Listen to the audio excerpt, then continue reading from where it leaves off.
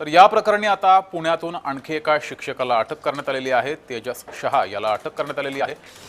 शहा हा खाजगी क्लासेस चालवत होता। भौतिकशास्त्राचा शिक्षक शहा याला सीबीआयनं ताब्यात घेतलंय।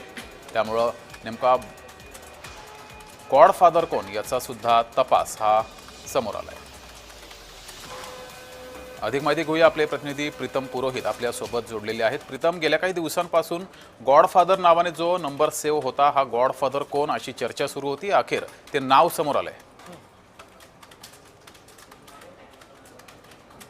बरोबर आहे सिद्धेश, कारण गॉडफादर या नावाने नंबर जो सेव्ह केला होता त्याचं नाव आहे तेजस शहा, जो अभंग प्रभू मेडिकल अकॅडमीमध्ये तो भौतिकशास्त्राचा अर्थात फिजिक्सचा फॅकल्टी म्हणून तिथे तो विद्यार्थ्यांना शिकवत होता 11वी-12वीच्या, आणि त्या विद्यार्थ्यांना त्यांनीच पेपर पुरवले। मात्र त्याने पेपर हे मनीषा हवलदार हिच्याकडून 20,000 रुपयाला खरेदी केले, ते घेतले। त्याच्यानंतर ते घरी आला, ते सगळं हस्तलिखित केलं, त्याचे फोटो काढले आणि व्हॉट्सअप टेलिग्राम मार्फत ते विद्यार्थ्यांपर्यंत पोहोचवले। ही सगळी माहिती जेव्हा सीबीआयला मनीषा हवलदार यांच्याकडनं कळाली, त्यानंतर मनीषा हवलदारनी तेजस शहाचं नाव घेतलं आणि तेजस शहा ज्या क्लासमध्ये शिकवत होता आणि त्या क्लासला सीबीआयने भेट दिली, धाड टाकली आणि त्या क्लासचे तिथून सगळे त्याचे फोन्स असतील, डिजिटल गॅजेट्स असतील, बँक असतील, सगळे डिटेल्स जे आहेत ते सगळे ताब्यात घेतले आणि देखील त्याच्यावर कारवाई केली, त्याला ताब्यात घेतलं। त्याचबरोबर काल सीबीआयने एका मुलाला देखील ताब्यात घेतले। देशातील पहिला मुलगा अटक झाला या सगळ्या नीट पेपर प्रकरणामध्ये, आणि दुसरा डॉक्टर तेजस शहा, पहिला लातूरचा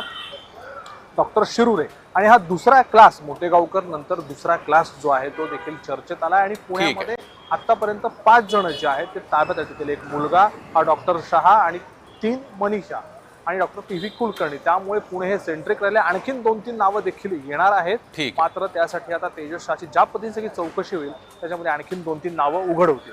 ठीक आहे प्रीतम, तुम्ही असेच जोडलेले राहा।